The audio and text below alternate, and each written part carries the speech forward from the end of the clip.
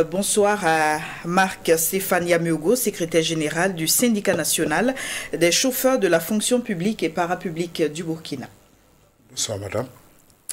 Alors, vous avez tenu votre 5e congrès samedi à Ouagadougou. À quelle conclusion êtes-vous parvenu à l'issue des travaux? En tout cas, je vous dis merci. Je dis merci à Burkina Info de nous avoir invités pour donner les conclusions des travaux du 5e congrès ordinaire du syndicat national des chauffeurs de la fonction publique. Les conclusions de ce congrès, en tout cas, elle est très satisfaisante, de 85 à 90%, parce que quand nous sommes arrivés en 2016, nous n'avons pas en fait eu un programme au départ. Nous sommes venus trouver qu'il y avait des difficultés sur la table et on s'est mis au travail. Et aujourd'hui, lors du congrès, les congressistes vraiment ont apprécié le travail qui était déjà abattu. Parce que nous sommes venus trouver qu'il n'y a pas un programme de plateforme déposée, elle est élaborée, elle n'a pas été transmise à l'autorité compétente, mais le bureau sortant, en tout cas, fait un travail immense grâce à la centrale, l'accompagnement de la centrale. En tout cas, aujourd'hui, on est satisfait vraiment de ces conclusions de ce 5e congrès. Et qui nous a permis vraiment de renouveler les instances du syndicat et avec une forte délégation de 15 personnes, donc 3 femmes. Oui. Alors, vous avez reconnu qu'il y a eu des réformes au sein de l'administration publique, mais vous déplorez le fait que les chauffeurs ne sont pas impliqués dans la gestion du matériel. Pouvez-vous nous expliquer davantage? Quand vous prenez, par exemple, les réformes qui ont été aménagées au sein de l'administration publique, de par le gouvernement de Blaise Compaoré, en fait, les services qui s'occupaient en fait du matériel roulant, on les appelait de par le passé les services du patrimoine. Aujourd'hui, il y a une nouvelle appellation qui est Bureau de comptabilité matière. Il se trouve que en fait, les chauffeurs ne sont pas impliqués dans cette réforme, ni de près ni de loin. Bon, c'est comme si on était toujours à l'étape précaire, à l'ancienne étape. Bon, pas de consultation, ils exécutent. Bon, ils n'ont pas les mots à dire. Et ça, nous, on déplore. Le syndicat. Mais à quel niveau vous souhaitez justement que l'implication soit nettement améliorée? Est-ce au niveau de l'achat, de la réparation du matériel roulant ou à tous les niveaux? À quel niveau précisément? Quand vous prenez, par exemple, en termes de maintenance automobile, les chauffeurs ne sont pas impliqués. Ils ne sont pas impliqués. Et quand on va situer les responsabilités, en fait, c'est comme si c'est le chauffeur qui n'utilise pas bien le véhicule, pourtant non, ce n'est pas le cas. Je me dis, s'il est responsabilisé et que s'il y a un problème, il doit être en mesure de répondre de ses actes. Par responsabiliser, est-ce que vous voulez dire que c'est le chauffeur qui doit amener le véhicule dans un garage qu'il aura identifié, un bon garage qu'il aura identifié, ou comment est-ce que ça peut s'opérer? L'implication qu'on demande, en fait, c'est le choix des garages, tout en impliquant peut-être le conducteur à l'interne. Voilà, parce qu'on ne peut pas, par exemple, aller attribuer en fait un marché de l'État d'une hauteur de 90 millions à un garage qui n'a pas un chiffre d'affaires de 5 millions par an. Il est inadmissible. Je me dis, le choix du garage, le chauffeur est en mesure de connaître le choix du garage et c'est dit que du processus de départ jusqu'à la fin, sa responsabilité est engagée. Au cas là où il y a un contrôle, le chauffeur ne peut pas dire qu'il n'est pas au courant. Mais aujourd'hui, ce n'est pas le cas. Dans la réalité, c'est tout autre chose.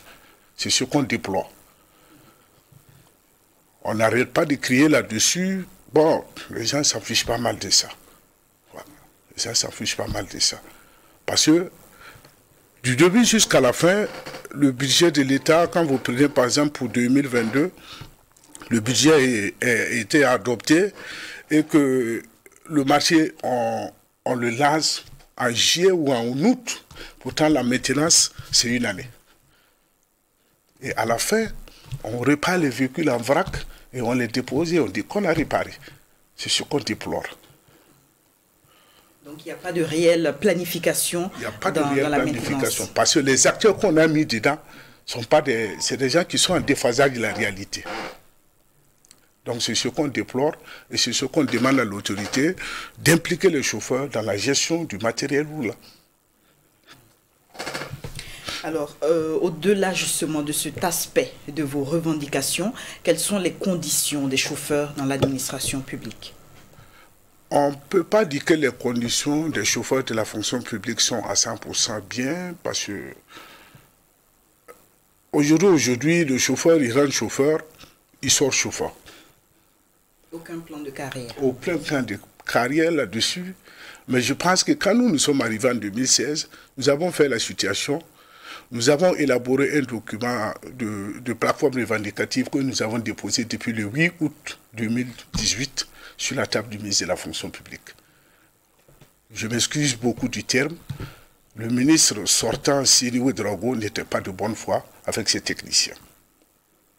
Parce que ce que nous avons mentionné sur la plateforme revendicative, nous avons dit qu'un chauffeur, par exemple, qui était régi par la loi 013,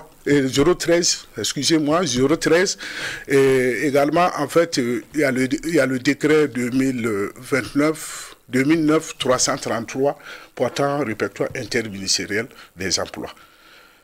Dans le reversement, on n'a pas tenu compte, en fait, de ce décret. On a reversé les chauffeurs en catégorie E. Et aujourd'hui, un chauffeur ne peut pas passer un concours professionnel. Quand nous revenons sur la loi 81, on dit dans la loi 81, des articles prévoient que le recrutement se fait CP plus permis de conduire. Aujourd'hui, on continue de recruter les chauffeurs sans permis, sans CP. Et on les classe automatiquement à E1.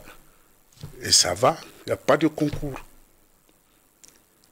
Et en 2021, nous avons reçu un arrêté du ministre du Travail qui disait que, en fait, c'est un arrêté qui disait que c'est une passerelle.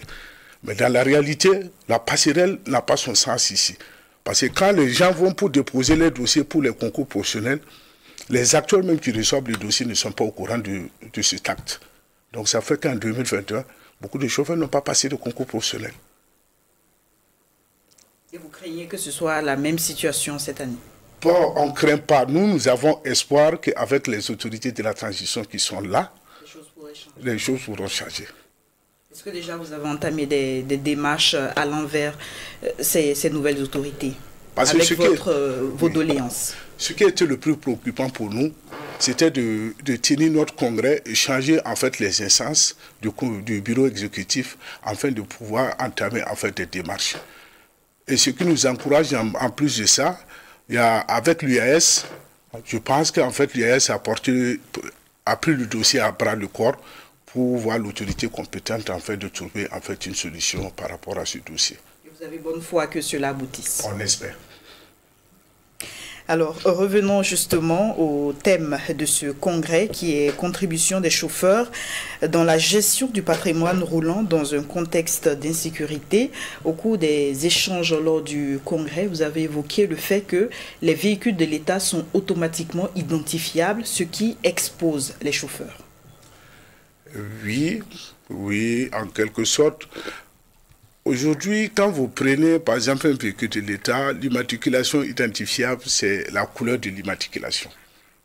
Et la couleur, quiconque, même si tu n'es pas parti à l'école, tu sais automatiquement que ce véhicule-là, ce n'est pas un véhicule personnel, mais c'est un véhicule de l'État. Il y a certains axes, quand les chauffeurs prennent, ils sont hors d'eux-mêmes. Ils sont hors d'eux.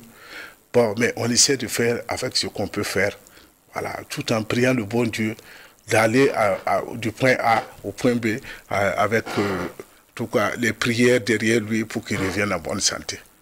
Est-ce qu'il arrive que certains puissent être objets d'agression? Non, à ma connaissance, non. À ma connaissance, non. Oui. Mais durant ces déplacements, est-ce des déplacements sécurisés? Je veux bien parler d'escorte. Non. À ma connaissance, ça dépend en fait de la nature de la mission. Voilà. Ça dépend de la nature de la mission, mais pas de façon permanente. Pas de façon permanente. Il arrive parfois que si une autorité est parmi l'équipage, il va de soi qu'en fait, il y ait l'escorte. Mais quand c'est des missions internes, à l'extérieur, dans les régions, il n'y a pas vraiment d'escorte. Oui. Alors, Marc Stéphane Yameogo, pour revenir à l'amélioration des conditions de travail des chauffeurs, au-delà justement de la question de la catégorisation et aussi celle de l'implication des chauffeurs dans la gestion du patrimoine roulant. Est-ce qu'il y a d'autres aspects qu'on pourrait améliorer pour que ces chauffeurs-là puissent vivre dignement de leur métier?